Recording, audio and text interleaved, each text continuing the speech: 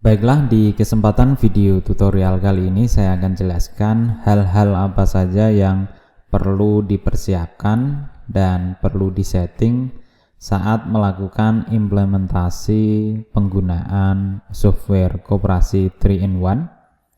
Hal yang pertama yang perlu Anda pelajari yaitu Anda harus membaca buku manual yang disertakan, karena di buku manual ini sudah dijelaskan semua menu-menu yang terkait di software koperasi 3-in-1, mulai dari manipulasi data, kemudian menu setup, terus menu accounting, selanjutnya yaitu customer service, menu front office, dan sampai menu personalia atau penggajian. Jadi Anda baca dan praktekkan terlebih dahulu sebelum melakukan implementasi ke hal yang serius atau menggunakan aplikasi secara serius dan permanen. Oke. Setelah Anda mempelajari menggunakan buku manual yang disediakan, selanjutnya yaitu Anda lakukan setting yang awalnya. Yang perlu Anda setting yaitu di bagian accounting, di bagian header. Ini adalah kerangka neraca, ibarat rumah ini adalah struktur bangunan rumahnya. Kemudian setelah header Anda masukkan, sudah Anda rancang, maka tinggal sekarang yaitu accountingnya. Nah, accounting ini adalah bagian-bagian rumah, misalnya kamar mandi, ruang tamu, dan sebagainya. Ini untuk bisa men-setting di bagian menu accounting ini Anda perlu memiliki pengetahuan tentang akuntansi. Oke, setelah header dan account atau chart of account ini sudah disetting, selanjutnya yang perlu Anda setting lainnya yaitu jika Anda ingin menginputkan aktiva tetap, Anda inputkan di sini, dan hal-hal yang terkait di sini aktiva tetap termasuk gedung, inventaris, kendaraan, komputer, dan lain sebagainya Anda input terlebih dahulu di sini. Kemudian selanjutnya Anda setting mengenai produk pinjaman dan produk simpanan. Untuk keanggotaan ini adalah jika Anda sudah melakukan setting ini Anda masukkan. Tapi hal yang terpenting terlebih dahulu Anda lakukan yaitu melakukan setting produk pinjaman. Nah, di sini Anda setting produk pinjaman. Untuk melakukan setting Anda bisa membaca buku manualnya. Oke, seperti ini. Setelah melakukan setting produk pinjaman, selanjutnya yaitu di bagian jaminan Anda masukkan jaminannya. Kemudian Anda ini detail jaminannya bisa Anda masukkan di sini. Oke, setelah produk pinjaman selesai di setting, selanjutnya yaitu produk simpanan. Sebelum melakukan setting produk simpanan, Anda buat terlebih dulu kode transaksinya. Nah, di sini saya sudah masukkan kode-kode transaksi.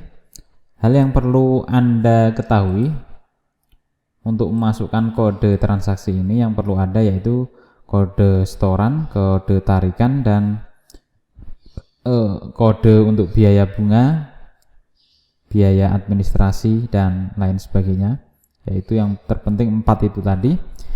Kode setoran harus ada, kode penarikan juga harus ada, terus kode bunga simpanan harus ada. Kemudian yang keempat yaitu kode biaya administrasi jika produk dikenakan biaya administrasi. Kemudian yang kelima adalah kode pajak jika nantinya pajak dari bunga simpanan dikenakan. Itu wajib ada setiap produk. Oke, setelah Anda berhasil membuat kode transaksi untuk simpanan, hal selanjutnya yang perlu Anda setting yaitu membuat produk simpanan.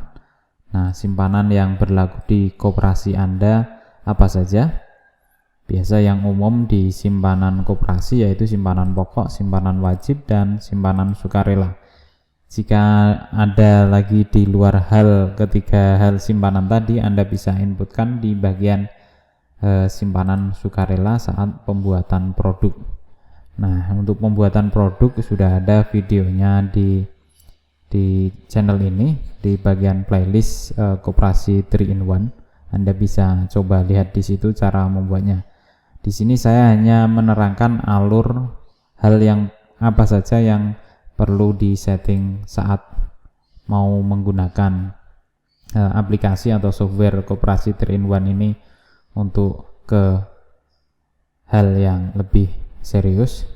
Ini yang perlu diperhatikan, apa saja yang perlu disetting. Ini adalah kerangka awalnya. Oke, setelah berhasil membuat kode produk simpanan, hal selanjutnya yang perlu Anda setting yaitu di bagian setup. Untuk front office ini adalah untuk transaksi keseharian. Personalia ini juga sama. Untuk penggunaannya ini cukup mudah dan sudah ada di modul yang saya sertakan. Selanjutnya, hal yang perlu Anda setting sebelum menggunakan aplikasi ini secara serius yaitu di bagian setup, kemudian option. Nah, di sini adalah pengaturan-pengaturan yang terkait hal yang tadi mengenai accounting, kemudian produk pinjaman dan lain sebagainya. Nah, di sini. Nah, untuk nomor account dan nomor ini adalah untuk pemberian kas besar. Ini sudah di setting secara otomatis. Pada dasarnya untuk setting ini adalah sudah disediakan dari aplikasi koperasinya tersendiri, sudah secara default sudah ada. Jika Anda ingin menyesuaikan dengan kerangka neraca, Anda bisa setting di menu accounting ini. Selanjutnya yaitu di bagian nomor. Oke.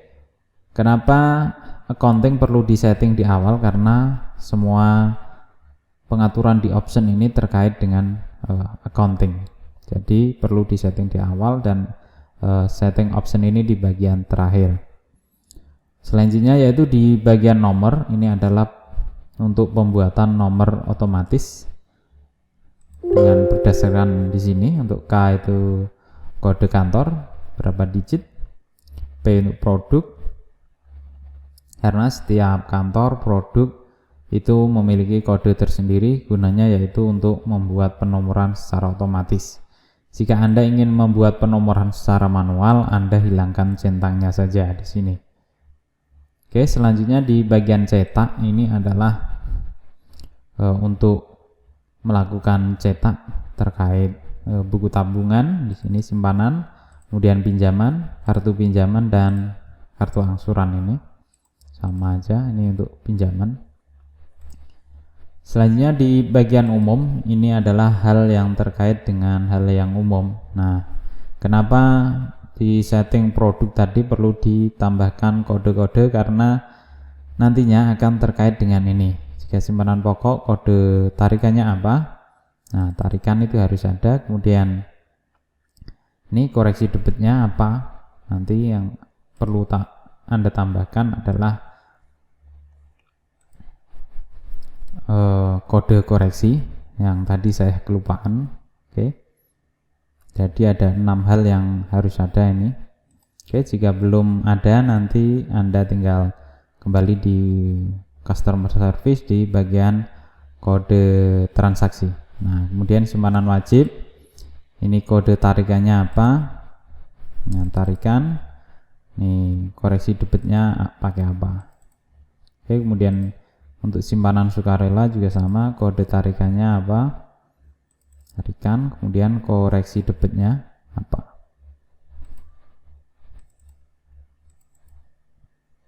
Oke, selanjutnya yaitu template. Ini untuk menambahkan template dari MS Word, sudah dibahas di video sebelumnya. Oke, jadi tidak perlu saya terangkan karena di sini saya hanya menjelaskan alur hal apa saja yang perlu Anda setting terlebih dahulu sebelum menggunakan aplikasi koperasi simpan pinjam ini. Oke, demikian tadi hal-hal yang perlu Anda setting terlebih dahulu sebelum menggunakan aplikasi koperasi 3-in-1 atau koperasi simpan pinjam. Semoga video kali ini bermanfaat. Sekian dan terima kasih.